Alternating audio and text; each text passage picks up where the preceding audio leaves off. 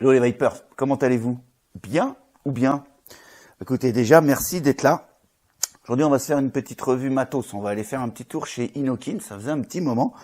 Et je veux dire qu'Inokin, en ce moment, sortent plutôt des petits matos pas mal, style Litest Chroma, là, hein, le kit qu'ils font avec le Split Stream, qui est plutôt pas mal. C'est une petite box, alors, aux petites dimensions, ultra légère, légère, hein, tout simplement. Un contrôle de température, bien évidemment, comme la majorité des box en ce moment. Ici, on va parler donc du kit, hein, iTest Chroma, qui va être à peu près, disons, va être commercialisé aux alentours des 55,90 € suivant les shops. Shop français et hors promotion, bien évidemment. Quoi d'autre je pourrais vous dire? Bah, pas grand-chose que je pourrais vous dire là tout de suite maintenant. On va plutôt aller voir en gros plan, se faire un petit peu le tour de la bestiole, hein. Puis je pense qu'on aura tout dit en gros plan, à peu près, hein. Voilà. Bon, on est parti.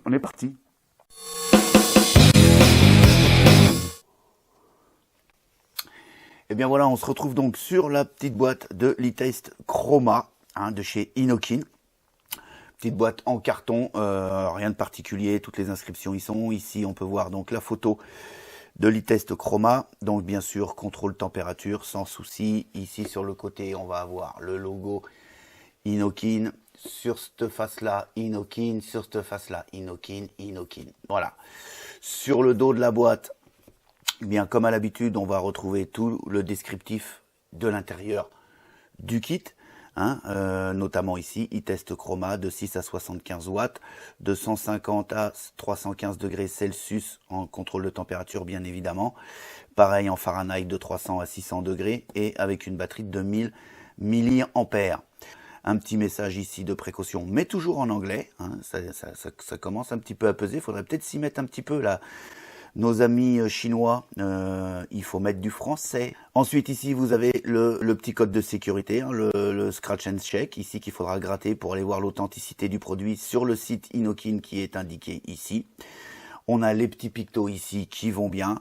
Et puis ici, l'adresse d'Inokin à Shenzhen avec également un email si vous avez des questions à leur poser. Ensuite, pour ouvrir la boîte, eh bien, vous avez une première partie en carton qui se coulisse en fait comme un tiroir, ni plus ni moins. Voilà. Et puis ensuite, on retrouve donc cette boîte avec ici une chroma d'une autre couleur. Mais les descriptifs sont exactement les mêmes, sauf au dos, où il y a encore d'autres inscriptions et toujours en anglais, donc on va passer dessus.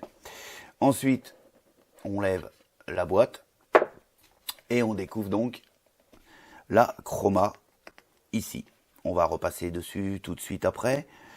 On s'apercevra ici d'un petit adaptateur qu'on va voir exactement où il se place. En fait, c'est un adaptateur pour pouvoir y mettre tous les atos sur cette box chroma.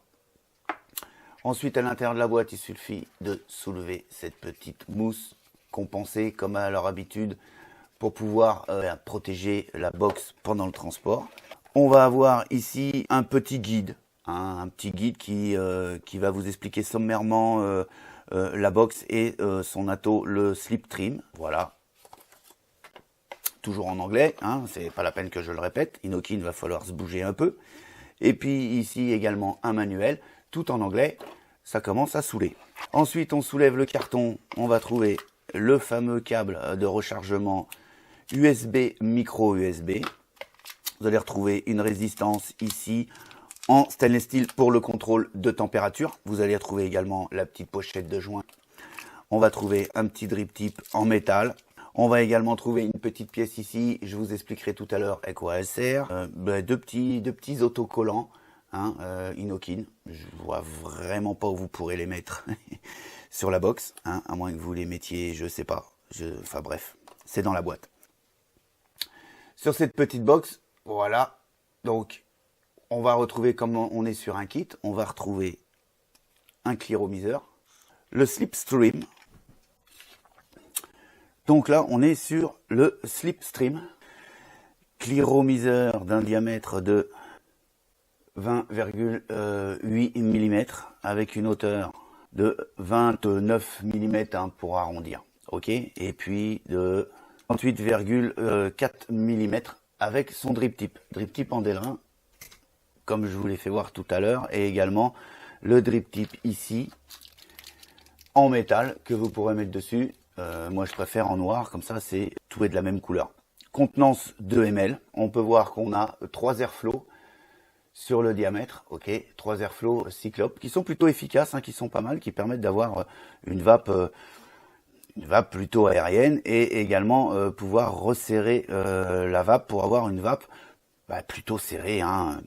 On a une sécurité enfant au niveau du top cap. Vous voyez là, pour le dévisser, il faut appuyer dessus et le tourner. Pour le dévisser, voilà. Quand vous le dévissez, on retire également la résistance, d'accord. Et ici, dans le fond, on va voir la connexion de la résistance. Vous avez ici un niveau max qui est ici, qui vous indique le niveau maximum du liquide à mettre à l'intérieur. Vous l'aurez bien compris que si vous mettez plus de 2 ml, quand vous allez introduire la résistance à l'intérieur, forcément ça va déborder. Donc il ne faut absolument pas dépasser le max indiqué ici, qui représente un petit peu à la hauteur des lumières là en fait. Voilà, tout simplement. Voilà, pas grand chose d'autre à vous dire hein, sur le Slipstream. Il a un rendu de saveur correct, mais pas extraordinaire. Il a une consommation plutôt, lui de son côté là, plutôt extraordinaire, et les 2 ml sont un petit peu limite, je trouve, par rapport à la consommation. Ensuite, sur la box, on va donc venir sur cette petite box, on va se faire le tour rapidement de la box. Voilà. Donc on est sur une box, plutôt légère, hein, et une petite box. On va avoir une longueur de 72,6 mm, une largeur de 46,9 mm et une épaisseur de 24,3 mm. Donc on va bien sûr pouvoir y mettre des atos maxi de 24 pour avoir un côté flush, avec le petit adaptateur que je vous ai fait voir. Voilà, hein, et qui va pouvoir venir rallonger, c'est-à-dire ressortir la connexion 510 de la box. Voilà. Par contre, si vous voulez ne pas mettre l'adaptateur, vous allez pouvoir mettre des atos maxi de 20 quoi en fait, hein, parce que le 22 passera pas comme vous pouvez le voir. On va dire des atos de 21, ce qui il en existe très peu, mis à part si vous comptez des bacs d'airflow qui peuvent dépasser un peu. En contrepartie, si vous mettez un ato avec des bacs d'airflow par le bas, vous allez avoir juste un problème d'alimentation d'air, donc à proscrire complètement. Si vous voulez mettre un ato à l'intérieur ici de la box, en fait, il faudra vraiment avoir des airflow sur le haut, car c'est pas la petite fenêtre que vous voyez là qui va vous amener de l'airflow, puisqu'elle est beaucoup plus haute que la connexion 510. Elle a un poids de 139 grammes. Maintenant, si on lui met le cléromiseur pour avoir le poids du kit complet, on va être sur du 178 grammes. Le Slipstream, on l'enlève parce qu'on en a fait le tour. C'était plutôt rapide, mais il n'y a pas grand chose d'autre à dire dessus. Au niveau de la petite box, donc on est sur une box d'une capacité de 2000 mAh. 2000 mAh, vous allez me dire, c'est pas énorme, mais par rapport au produit, c'est déjà pas mal. Et puis 2000 mAh avec une recharge à 2 ampères, ce qui fait que en 1 heure, vous aurez rechargé cette petite batterie. Elle a le nouveau chipset de chez Inokin, l'Aiton 75 watts. Voilà. On va également avoir un pré-boost dessus en contrôle de température, hein, je vous le ferai voir tout à l'heure la manipulation. On est donc en matière aluminium pour tout ce qui est ce côté-là, et ici au niveau du grip, c'est du plastique, d'accord. Les boutons également en plastique. On va être de 6 à 75 watts, d'accord, en wattage, vous l'aurez compris. On va également être de 150 degrés à 315 degrés Celsius en contrôle de température, avec aussi les degrés Fahrenheit bien évidemment, de 300 à 600. Au niveau des résistances, ça va accepter les résistances mini de 0,1 ohm. Donc à titre d'exemple, en contrôle de température, ce qui est un petit peu bizarre par rapport aux autres box, c'est que là on va avoir une recommandation par rapport aux autres fabricants. On va avoir une recommandation d'utilisation des résistances en NI de 0,1 à 0,2 ohm, en TI de 0,1 à 0,5 ohm et en SS de 0,2 à 1 ohm. Ça, c'est les recommandations Inokin. Bien évidemment, vous pourrez utiliser comme vous voulez, hein, pourquoi pas. Voilà. Le truc bizarre, c'est que voilà, il nous met une recommandation. C'est la première fois que je vois ça. Elle existe également en noir, en bleu, en vert, en violet, en rouge, en acier et en blanc. Voilà. Donc ici, vous pourrez vous apercevoir qu'on a donc 3 boutons. Ici, le bouton Fire qui bouge un petit peu. On peut pas dire qu'on ait un bruit phénoménal puisqu'on est sur du plastique, mais ça bouge. Voilà, hein, il faut le savoir pour les plus puristes d'entre vous qui n'aiment pas quand il y a un peu de jeu. Là, effectivement, il y a un peu de jeu exactement pareil sur les boutons d'interface hein, avec le moins, le plus. Il y a un petit peu de jeu, faut le savoir. Ici, on a la prise micro USB qui va permettre le rechargement. Au cul de la box, on n'a rien du tout, mis à part les petits logos obligatoires, ici de vis. On remarquera qu'on n'a pas un trou de dégazage, d'accord? Je crois que c'est la mode en ce moment, ils mettent plus de dégazage, en fait. C'est la deuxième box que je fais en peu de temps où je ne vois pas de trou de dégazage. Hein? Je sais pas. On a un petit côté sympa avec cette petite ligne orange là, avec le logo Inokin. De l'autre côté, on a iTest Chroma avec ici l'écran. Alors, je sais pas si vous allez le voir. Il faudrait peut-être que je ferme la lumière pour que vous puissiez voir quelque chose. Voilà, une fois les lumières éteintes, vous voyez un petit peu moins la box, mais vous allez plutôt mieux voir l'écran. Particularité de cette box, premièrement, c'est que on a l'habitude de cliquer 5 fois pour l'allumer. Ici, c'est 3 fois. D'ailleurs, on est toujours en tension. Cette box, en fait, elle ne s'éteint jamais complètement. Vous voyez, quand j'appuie sur le bouton Fire, bien que je l'ai éteinte, voilà, ça s'allume tout de suite. On voit là, c'est marqué que comme quoi il faut bien cliquer 3 fois. Donc, on clique 3 fois. Et on tombe sur Inokin. Et puis, voilà, on arrive sur ce fameux petit écran. Alors, il tient pas longtemps non plus. Il s'éteint très vite, en fait, pour économiser de la batterie. Donc, en haut, on va avoir l'impédance de la résistance. Ici, juste en bas, on va avoir le voltage que vous allez demander par rapport au wattage ici que vous allez régler. On a également ici la charge de la batterie. Et puis, en dessous de la charge de la batterie, on va avoir la longueur du puff. Voilà, tout simplement. On va éteindre la box. On va commencer par le début. La box éteinte, vous appuyez sur le bouton Fire et le bouton moins. On va avoir le numéro de série de la box. OK? Ça éteint. OK? On appuie sur le bouton Fire. Une fois éteint, bouton Fire, bouton plus. On a toujours le numéro de série. Voilà, ça c'est la box éteinte. Maintenant, on va l'allumer. On est donc ici à la box allumée. On va appuyer sur le bouton plus et le bouton moins. On va tomber dans le contrôle de température. Alors, ça c'est un super vite au niveau de l'écran. Donc là, on est en SS. Vous appuyez sur le bouton plus et le bouton Fire, on retombe en watts. Bouton plus NI. Bouton plus Fire TI. Bouton plus Fire SS et ainsi de suite. Ultra simple pour rentrer dans les menus. Ensuite, quand vous êtes en wattage, vous appuyez sur le moins. Sur le plus, je veux dire, on clignote. Et ici, on va pouvoir augmenter donc jusqu'à 75 watts. Une fois que vous êtes à 75 watts, vous recliquez une fois, vous retombez à 6 watts. Voilà. Pareil pour le contrôle de température. Hein, si j'appuie sur, voilà, on est ici en NI. On clique une fois, on reclique une deuxième fois. On va monter jusqu'à 315 degrés Celsius. OK. Et si vous restez appuyé, vous passez en Fahrenheit. Et on va aller jusqu'à 600 degrés Fahrenheit. On appuie une fois, on retombe en degrés Celsius. Et ainsi de suite. Hyper simple de manipulation. Moi, je vais rester ici sur du 200 watts. Voilà, on a fait le tour. Hein. C'est hyper simple, vous avez vu. Hein. Ça se clique en 2-3 fois. Maintenant, on vient mettre l'atomiseur dessus.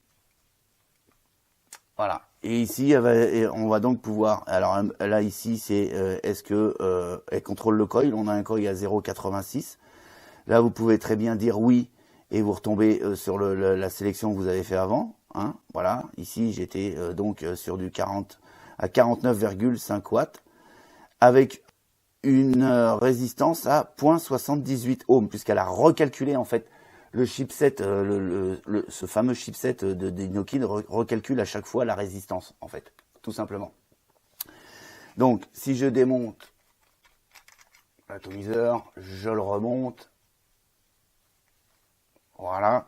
Et ici, directement, en appuyant sur le bouton plus, vous allez pouvoir choisir soit en TI, en NI, je veux dire, en TI, en SS ou en wattage. Voilà, tout simplement. Il n'y a rien de plus simple. Donc moi ici je suis en wattage parce que j'ai une résistance en Cantal comme je vous l'ai dit tout à l'heure.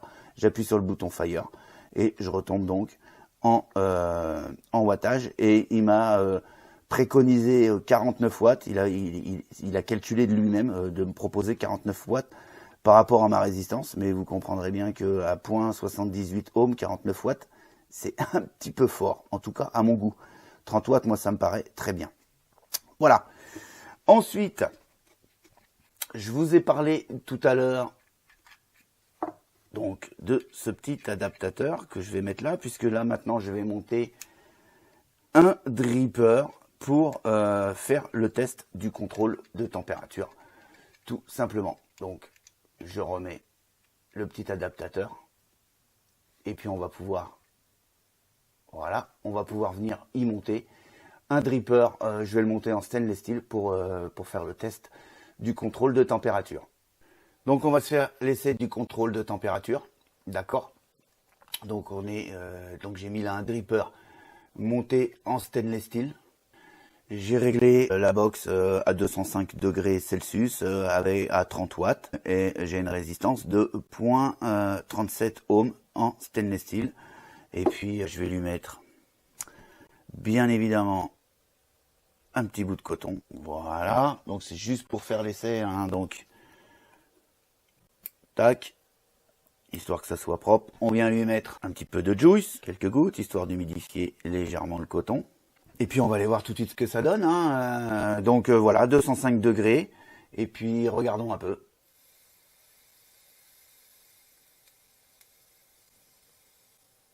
Bah, ça m'a l'air plutôt correct. Hein, ça m'a l'air plutôt correct, le coton est pratiquement asséché, la box régule bien et le coton est nickel. Non, contrôle de température. Ok, ça fonctionne. Voilà, donc je vais redémonter le dripper. Il me semble que je vous ai à peu près tout dit au niveau du gros plan sur cette petite box. On va repasser en plan plus large et je vais vous donner mon appréciation sur la bestiole. Voilà, allez, c'est parti. Voilà, on a fait le tour. Maintenant, on va voir un petit peu comment que ça vape. Hein. Bon, bien sûr, moi je l'ai déjà essayé, ça va plutôt bien. Donc je démonte le slipstream, je vais venir le remplir avec du jus. Alors, je l'ai testé en 50-50 et en full VG, ça passait dessus. Alors, je suis pas monté dans des wattages extrêmes, mais jusqu'à 40 watts en full VG, ça passait sans aucun souci.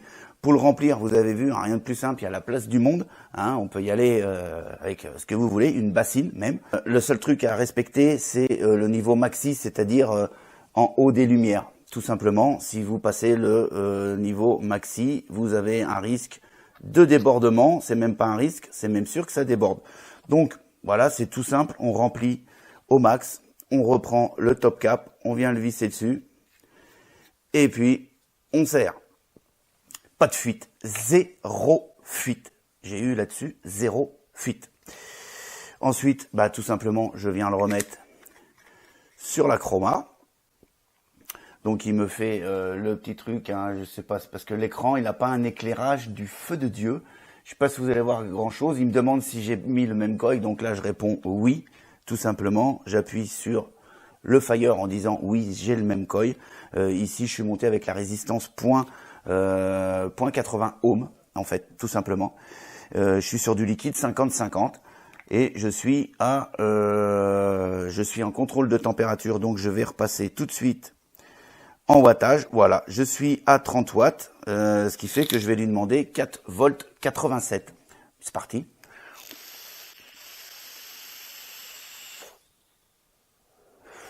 Ça va terrible. Comme je vous l'ai dit, il n'y a pas de fuite, pas de glouglou, hein. On est au-dessus du micro là, hein.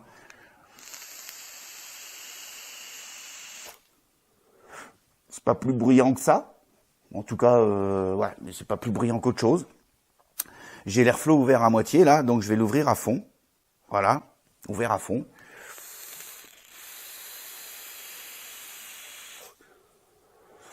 Donc, je valide. Le petit truc qui me gêne avec ce slipstream, c'est simplement une consommation un petit peu extrême, qui fait que les 2 ml de contenance partent à une vitesse, ça part trop vite quoi. En fait, il aurait fallu un petit peu plus de contenance que 2 ml, à mon avis.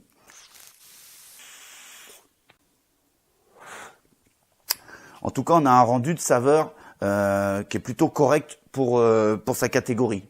Hein, c'est pas extraordinaire, mais c'est très correct pour sa catégorie.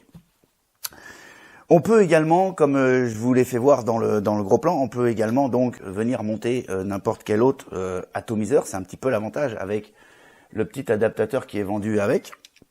Eh bien, on va tout de suite en faire la démonstration. Il suffit tout simplement de venir le visser. Donc voilà, hein, vous le vissez avec le pouce, avec le doigt, avec ce que vous voulez. Pas la peine de prendre la petite pièce là pour venir le visser. Vous le vissez comme ça. On est très bien. Et puis là, je vais prendre un dripper. Voilà, on va monter un dripper carrément dessus. Un dripper en 22. D'accord, voilà. Ça regarde quand même un petit look plutôt sympa. Il y a du jus dedans. On est bien.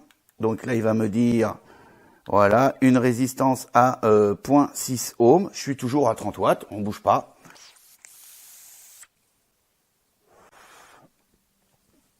Ça marche du feu de Dieu.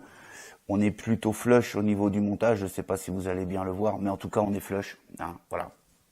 On va pouvoir également, je vous ai dit que là j'étais à 30 watts, allons-y, on va monter un peu, hein, je suis sur du 6 ohms, 0.6 ohms, on va monter sur du 50 watts, ça me paraît déjà bien, ça fait que je vais lui demander 5 volts 6. Ça encaisse direct, une bonne réactivité quand même, ça part bien hein, quand on appuie dessus. Ça part pas mal. Voilà, hein, un petit peu ce que je peux vous dire de cette Chroma. Moi, je l'aime bien cette petite e-test Chroma de chez Inokin. Ils ont fait un produit plutôt sympathique qui sort de leurs habitudes d'avoir des trucs plutôt carrés. Hein, ils ont des trucs rectangulaires, bang, taillés à la serpe. Là, on a un form factor qui est plutôt sympa, une ergonomie qui tombe pile poil dans la petite main. Je vais vous donner les plus que j'ai trouvé moi sur la Chroma. Sa compacité, hein, elle est toute petite, sa légèreté, parce que malgré tout, elle reste quand même légère.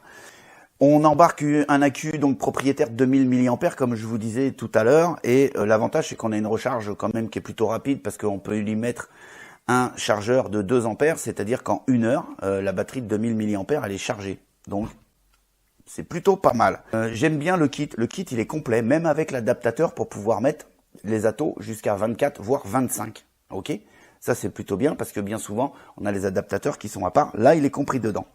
Au niveau de l'atomiseur, au niveau du slipstream, eh ben, écoutez, moi, je trouve une facilité à remplir. Ça vous rappellera pour ceux qui connaissent le Cubis. Ça, on peut pas vous trouver plus facile à remplir. J'ai aucune fuite. J'ai eu aucune fuite. J'ai un rendu des saveurs qui est satisfaisant. C'est voilà, c'est rendu saveur, moi je dis oui, c'est satisfaisant. Maintenant, on va passer un petit peu sur les moins parce que j'ai quelques moins quand même à vous faire part. J'ai l'écran, comme vous avez pu le voir, qui est ici dans l'arrondi en fait. Hein. Il est placé ici dans l'arrondi de la box. Et malheureusement, quand vous posez la box ou quand vous mettez la box dans la poche, du fait qu'on vient frapper directement sur l'écran, elle prend les rayures. En fait, voilà, l'écran prend les rayures assez facilement et comme on est sur un plastique qui m'a pas l'air d'une qualité extraordinaire, il se raye tout de suite, quoi, en fait. Voilà. Et sachez que il faudra y faire attention parce qu'elle me semble un petit peu fragile, surtout au niveau de l'écran. Ensuite, deuxième défaut que j'ai trouvé sur cette box, c'est que je n'ai pas un seul trou de dégazage.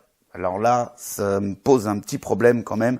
On a quand même une batterie qui peut dégazer exceptionnellement, mais en tout cas ça peut dégazer et j'ai pas de trou de dégazage sur cette box. Et puis pour le moins que j'ai trouvé sur le Cliro qui fait partie du kit, sur le Slipstream, la contenance de 2 ml qui est un petit peu juste à mon goût puisque on a quand même une consommation qui est quand même ça tabasse. Surtout qu'on va pouvoir monter des résistances. Je vous le rappelle, dans le kit, il y a une résistance à 0.5 ohms. Pardon. Et à 0.5 ohms, les 2 ml, ils descendent à une vitesse. Ça part direct. Voilà. Sinon, c'est tout ce que j'ai trouvé de négatif sur cette box. Donc, plutôt correct. Et c'est pour ça que je lui ai donné une note de 4,3 sur 5, parce que c'est plutôt sympa. Il y a quelques petites erreurs encore, comme les trous de dégazage, l'écran qui prend un petit peu les rayures quand même, et puis surtout un petit truc qui tendance juste un petit peu à m'agacer, mais bon, c'est comme ça. L'écran, le manuel d'utilisateur en anglais avec pas une seule traduction en français. Il serait de bon ton si on veut parler de produits d'import TPD Ready, qui est un minimum le français sur les manuels d'utilisation. Je vous demande pas d'écrire en français sur les boîtes, mais au moins un manuel d'utilisation que tout le monde puisse lire, puisque c'est en vente en France. Voilà. Eh bien, sur ce, je vais vous souhaiter une excellente journée, une excellente vape. Et quant à moi, je vous dis à très bientôt pour d'autres aventures de la vape. Allez, ciao, ciao.